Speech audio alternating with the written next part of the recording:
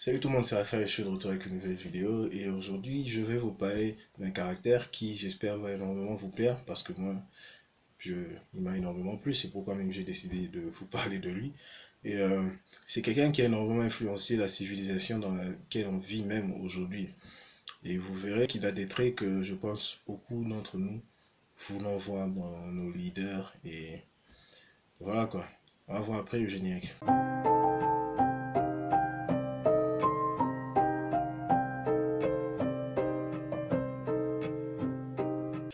Donc, on est dans la Grèce antique, quelques centaines d'années avant Jésus-Christ. Et à cette époque, la Grèce n'était pas vraiment un pays. Bon, il y avait une civilisation avant ça qui avait régné sur ces territoires, mais qui avait connu son déclin. C'était la civilisation mycénienne. Après le déclin de la civilisation mycénienne qui occupait ces territoires, il y a eu un âge d'ombre où on ne sait pas trop ce qui s'est passé. Donc à partir de quelques 400 centaines d'années avant Jésus-Christ, les Grecs ont commencé un peu à sortir de cet âge d'ombre qui a suivi le déclin de la civilisation mycénienne et ils ont commencé à s'organiser un peu en une vraie civilisation. Ils ont d'abord décidé d'adopter l'alphabet phénicien, qui était un alphabet très utilisé à l'époque dans beaucoup d'autres civilisations aussi. Donc, ils ont décidé d'adopter cet alphabet-là, tout en le modifiant un petit peu pour donner naissance à l'alphabet grec. Et voilà quoi, donc quand on parle de Grèce antique, donc on parle juste de ce groupe de peuples qui occupaient ces territoires, qui avaient en commun la langue grecque et cet alphabet grec qui était dérivé de l'alphabet phénicien. Et voilà quoi, c'était formé de plusieurs villes indépendantes telles que Athènes et Sparte qui sont les plus connues, mais aussi d'autres villes qui étaient là qui faisaient partie de ce qu'on appelle le monde grec. Donc c'est de ça qu'on parle quand on dit Grèce antique. Il n'y avait pas vraiment de pays quoi que ce soit, c'était des villes indépendantes. Donc l'une de ces villes indépendantes dans Athènes, il naîtra un enfant, un homme qu'on finit par connaître dans l'histoire tout simplement sous le nom de Périclès. Et Périclès est né d'un père soldat qui a dirigé la flotte athénienne pendant la guerre de Salamie et quelques, je crois, deux, trois autres guerres. Périclès lui-même est né une affaire de 3 ans avant la guerre de Marathon. La guerre de Marathon est une guerre célèbre dans l'histoire grecque.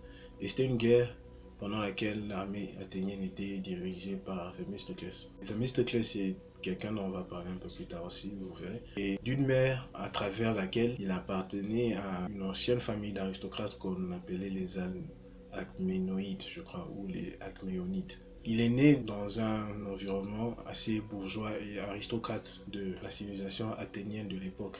Et en grandissant, il a été enseigné par le professeur de musique le plus populaire de l'époque, le plus connu. Il traînait avec les littéraires les plus connus de l'époque, les philosopheurs les plus connus. Donc vraiment, en grandissant, il était baigné dans un environnement très intellectuel et aristocratique, si on peut dire. À partir d'un très jeune âge déjà, il avait pu se former une idée de toutes les facettes de la civilisation athénienne, que ce soit militaire, politique, littéraire, artistique, philosophique.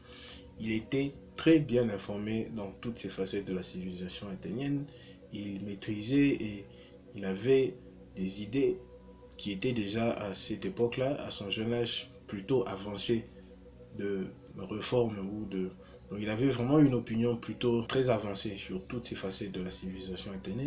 Et c'est pour ça que plus tard on dit même de lui qu'il était l'homme le plus complet que la Grèce ait connu. Vous voyez, c'était vraiment quelqu'un qui, depuis son jeune âge, était presque destiné ou élevé à comprendre entièrement son peuple, mais aussi à pouvoir penser de l'avant. Parce qu'on va le voir plus tard, il a fait des réformes qui ont vraiment dessiné la Grèce telle qu'on la connaît dans la Grèce antique, qui ont dessiné plusieurs systèmes ou plusieurs principes politiques que on continue à suivre jusqu'aujourd'hui dans la civilisation dans laquelle nous vivons. Et de lui, de Périclès, les historiens disent que à travers lui, l'histoire a encore démontré le principe selon lequel les réformes libérales, c'est-à-dire les réformes qui prônent la liberté des droits civiques, ces genres de, tu vois, les réformes qui font une bonne démocratie, que ces genres de réformes sont mieux exécutées et aussi mieux sécurisées au long terme que sous la gouvernance d'un aristocrate qui jouit du soutien populaire.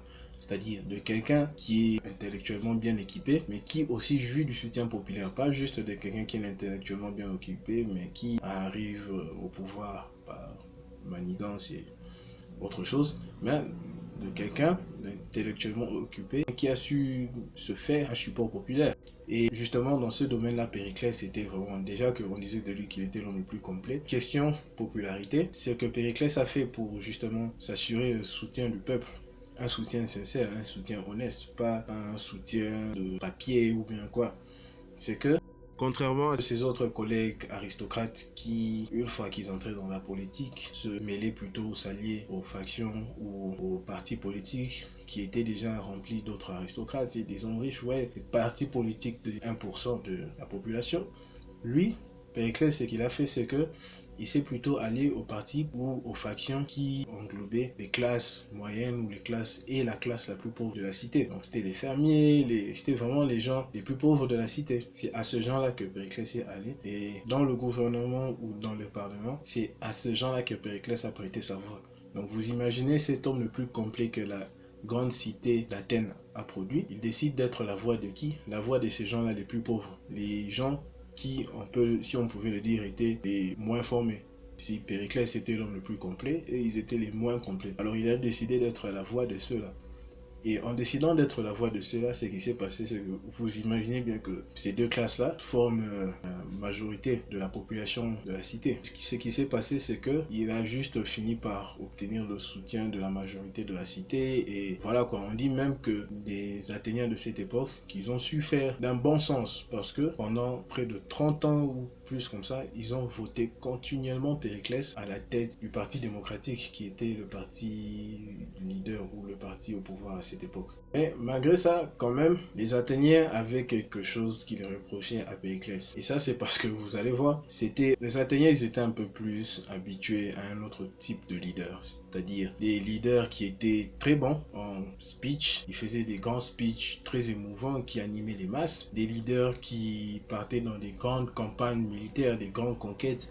Vous voyez, c'était vraiment des leaders très héroïques, si je peux dire. Donc, c'est ce genre de leader auquel les Athéniens étaient habitués. Et en Périclès, ils trouvaient qu'il était juste quelqu'un de un peu trop philosophique, plus philosophique que politicien ou héros. Donc, on trouvait un peu trop qu'il était beau parleur et moins homme d'action, si vous voyez ce que je veux dire. Donc, ils ont toujours eu ça comme problème avec Périclès, les Athéniens. Pour vous donner une idée du genre de leader auquel les Athéniens étaient habitués, quelques années avant, Themistoclès, celui qui avait dirigé et vaincu, remporté la bataille de Marathon. Themistoclès était aussi le leader du Parti démocratique dans son temps. On dit de lui qu'il était quelqu'un, si quelqu'un dans Athènes méritait les plus grands honneurs ou quoi, c'était Themistoclès à cause de toutes ses grandes victoires militaires et tout ceci. Mais la particularité de Themistoclès, c'était qu'il était quelqu'un qui tenait énormément à se faire payer pour tout ce qu'on dit qu'il méritait. Donc, des fois, il tenait même à se faire payer plus que ce que les Athéniens trouvaient qu'il mérite. C'est-à-dire qu'il finissait par faire des détournements de fonds et tout ça. Parce qu'il se disait que non, je suis un grand héros, j'ai fait énormément pour Athènes, je mérite tout ce qu'il y a de mieux. Et voilà, après quelques années, les Athéniens en ont eu marre de lui parce qu'il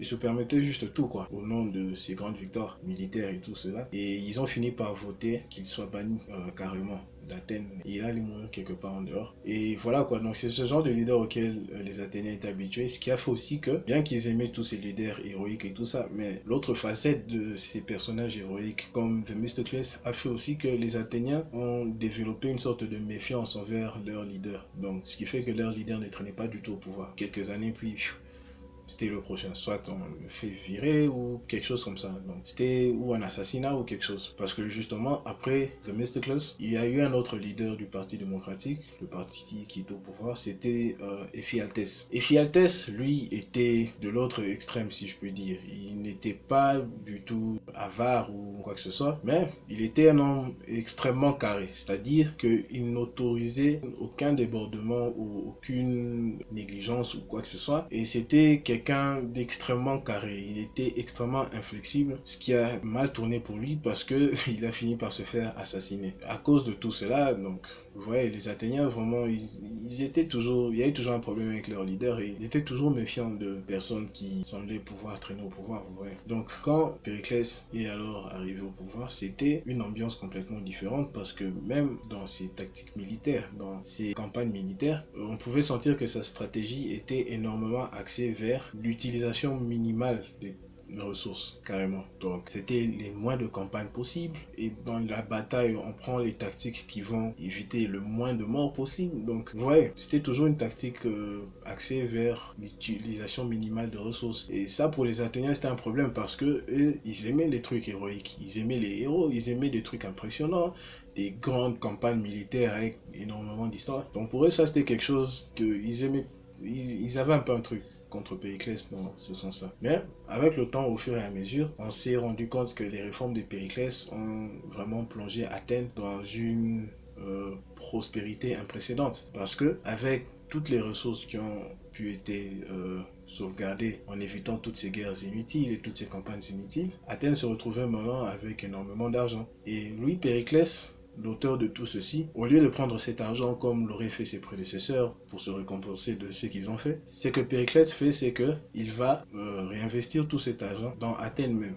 Il va faire construire des temples, il va faire construire des salles de cinéma, il va faire construire des tas de choses qui justement montrent tout son développement mental ou intellectuel, si je puis dire, qui couvrait vraiment tous les échelons de la société athénienne. Donc, c'est un peu comme s'il avait pensé à tout ce à quoi les Athéniens avait besoin. C'est-à-dire qu'en tant que leader, il s'était mis à la poursuite même des esprits de ces sujets, si je peux dire, ou de son peuple.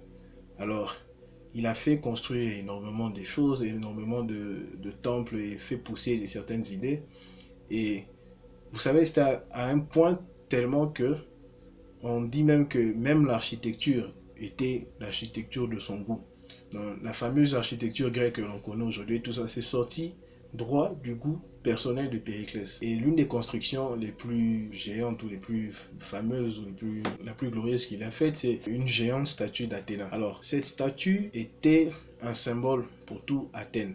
Pourquoi? Parce que, selon leur mythologie, Athéna, c'est la déesse de la sagesse et de l'intelligence pratique, qui étaient justement les valeurs que Périclès voulait inculquer dans la nation et dans le peuple. Alors, c'est en faisant toutes ces choses, il a réellement pris en charge personnellement à cause justement ou grâce à tout ce bagage intellectuel qu'il avait, toute cette perception qu'il avait pu cerner de tous les échelons qui formaient la civilisation athénienne.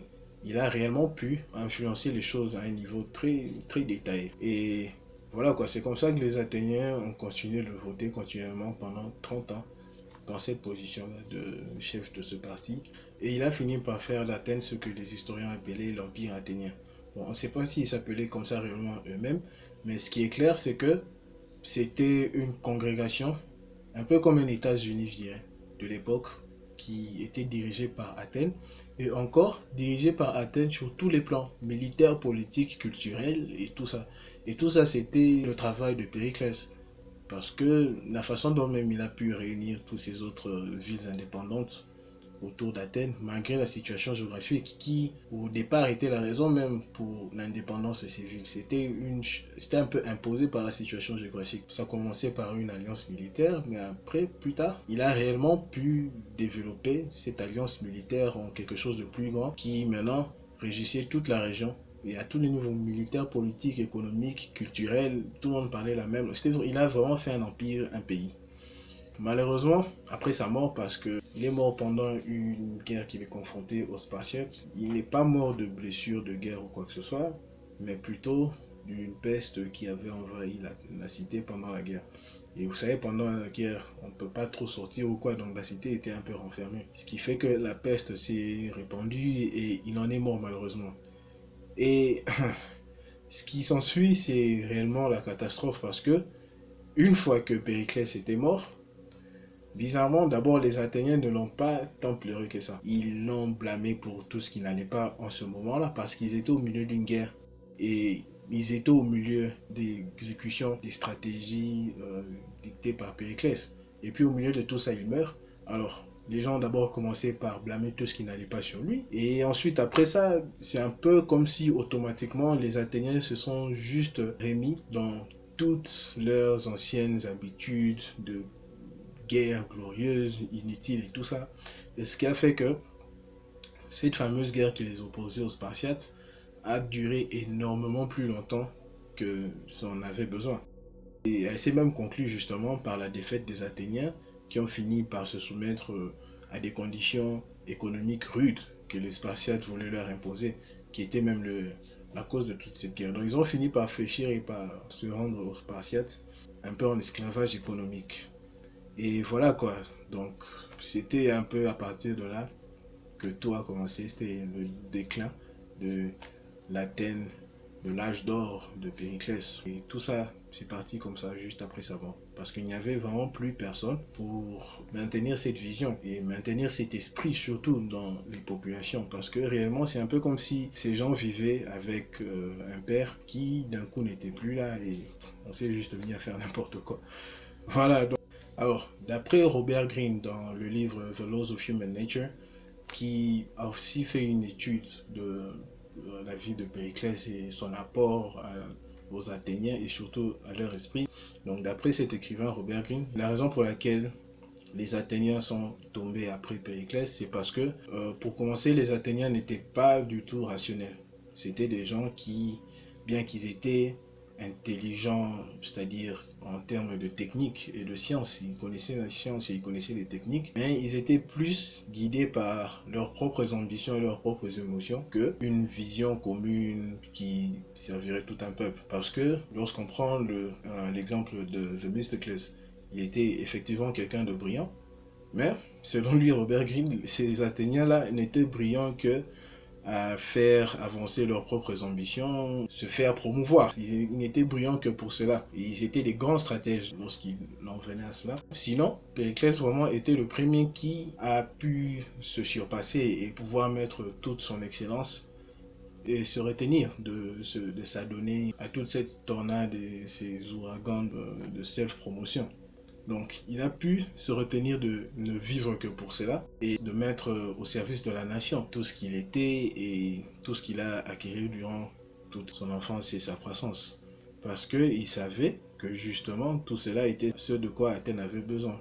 Et voilà quoi, selon Robert Greene, c'était ça la différence entre Périclès et les autres. C'était une question émotionnelle, c'était pas une question d'intelligence, c'était pas une question parce qu'ils étaient tous très intelligents, ils étaient tous des grands philosophes, mais c'était plutôt une question émotionnelle où Périclès ne trouvait pas qu'il avait besoin de ne vivre que pour satisfaire ses envies de grandeur ou tout ça, mais il avait pu se maîtriser et penser pour le bien commun, penser de l'avant et mettre au service de tout le monde la richesse mentale qu'il avait reçue durant toute son enfance et voilà quoi, les capacités avec lesquelles il a été béni.